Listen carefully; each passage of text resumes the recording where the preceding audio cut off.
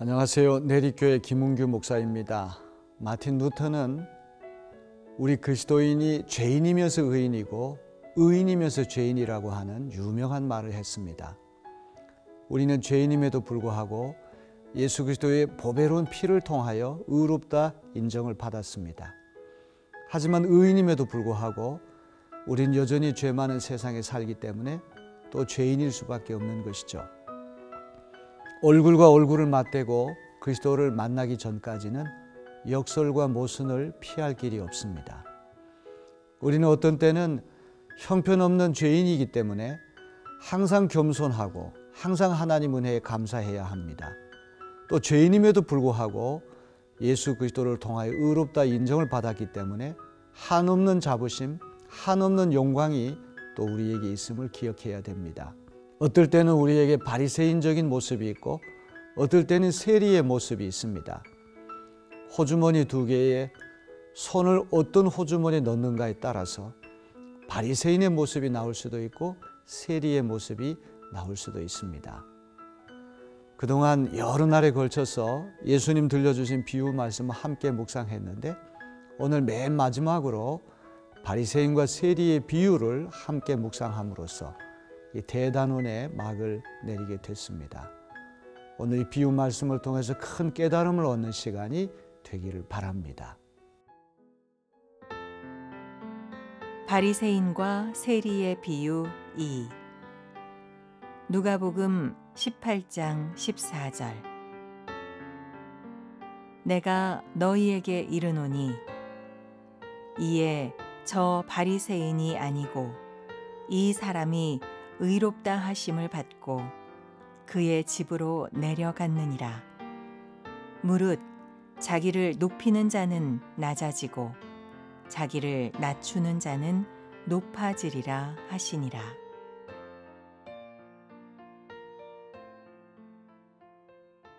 마태복음 6장에서 예수님은 기도에 대한 귀한 가르침을 우리에게 주십니다.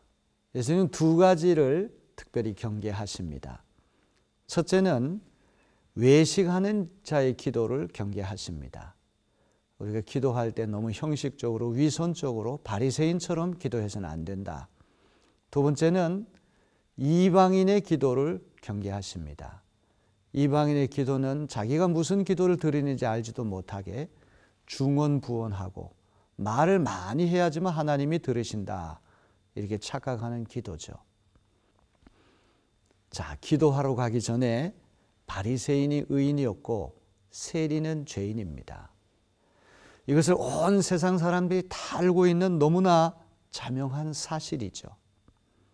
하지만 기도가 끝났을 때에는 하나님께서 세리가 더 의롭다고 세리의 손을 들어주십니다. 사람이 보는 눈과 하나님 보시는 눈이 이렇게 다르다는 사실을 이 비유는 우리에게 알려주고 있습니다.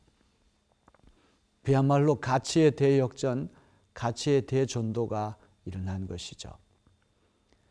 우리 신앙생활이 사람 중심으로 신앙생활을 한다면 사람들로부터 칭찬도 많이 받고 인기도 올라가고 명예도 높아지고, 하지만 하나님이 보실 때에는 신앙에 알맹이 없다 이렇게도 될 수 있다는 사실을 우리는 기억해야 할 것입니다. 어제도 제가 충분히 말씀을 드린 것처럼 바리새인의 기도는 기도가 위에 계신 하늘에 계신 하나님을 향하여 올라가는 수직적인 방향의 기도가 되어야 되는데 하나님은 없이 자기가 중심이 되고 다른 사람들과 어떻게 차별이 되고 자기 얼마나 경건행위를 열심히 하는지 자기를 자랑하는 식의 기도를 늘어놓았습니다. 특별히 세리와는 자기는 질적으로 다른 사람이다.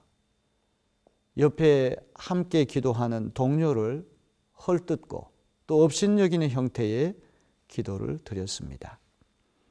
하지만 세리의 기도는 멀찌감히 서서 감히 하늘을 우러러 보지도 못하고 주먹으로 자기 가슴을 치면서 자기는 불쌍한 죄인이며 하나님의 자비와 용서가 절대적으로 필요합니다.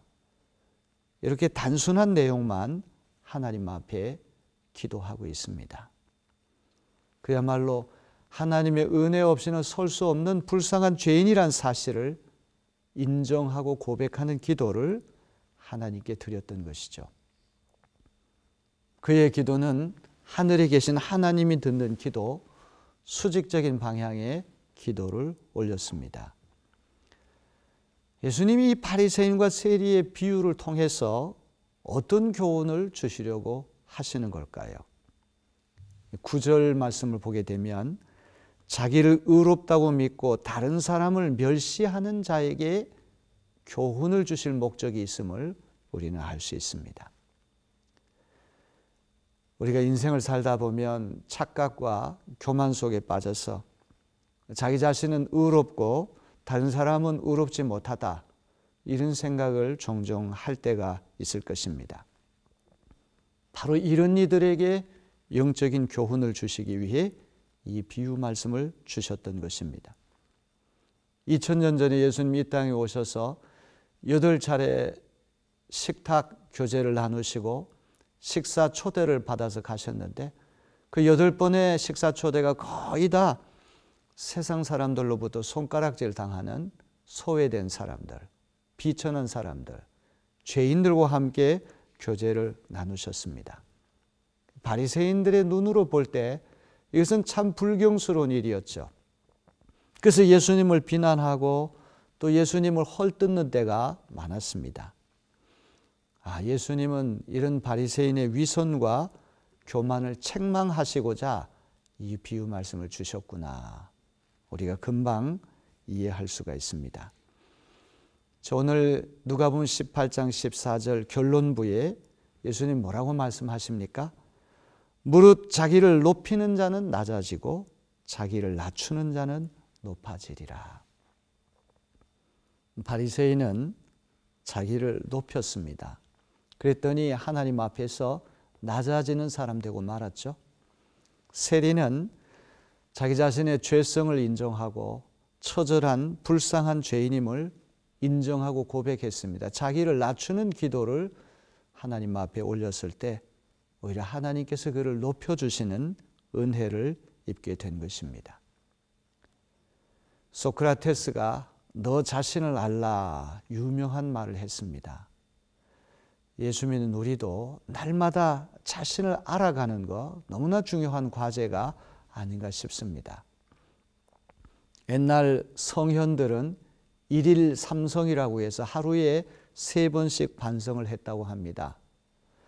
아침에 일어나 세수하기 전에 세수대에 비친 자기 얼굴을 보면서 반성하고, 점심 때 또 반성하고, 또 하루 일과를 마치고 잠자리 들 때 오늘 내가 잘못한 일은 없는가, 또 자기를 성찰했다는 것이죠.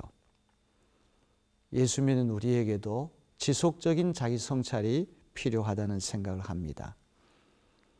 세리의 자세가 귀한 것은 자신의 연약함과 부족함을 깨달았다는 것입니다.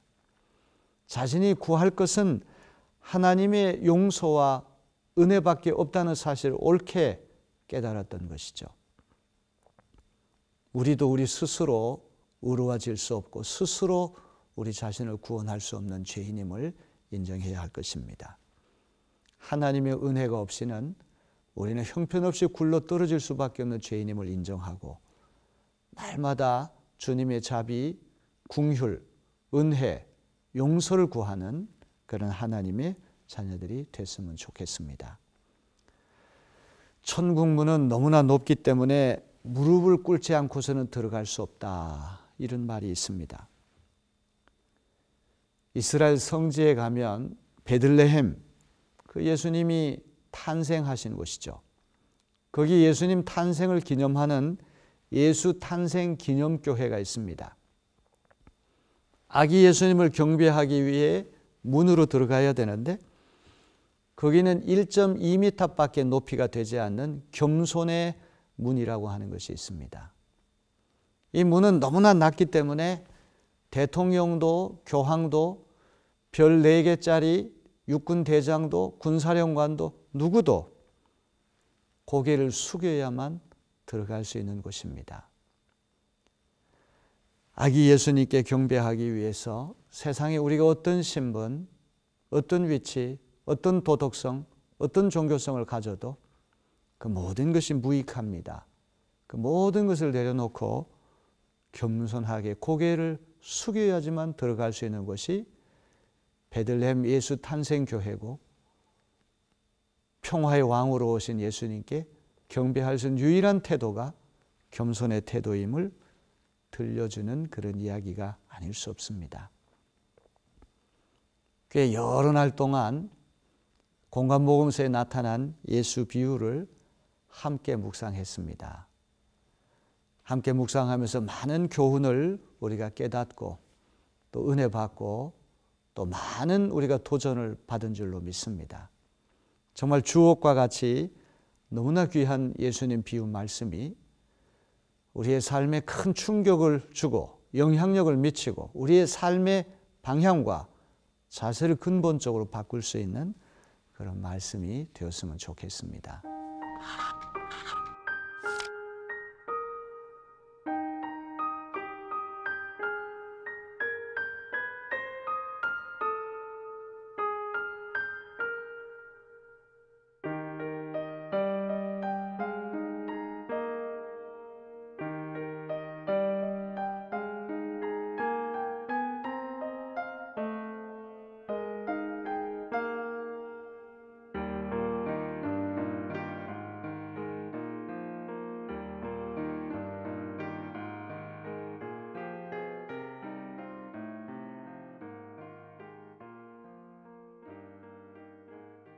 우리 함께 기도 올리겠습니다.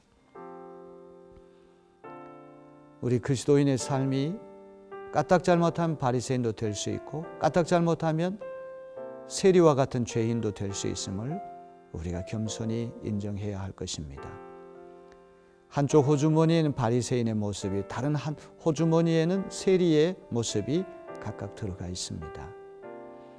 어떨 때에는 작은 선행, 작은 경건행위, 작은 도덕성 때문에 다른 사람들보다 우월감을 느낄 때가 있는가 하면, 또 어떨 때는 형편없이 좌절감을 느끼고 또 추락했고 구제불능의 죄인이라는 사실을 또 주님 앞에 고백할 때가 있습니다.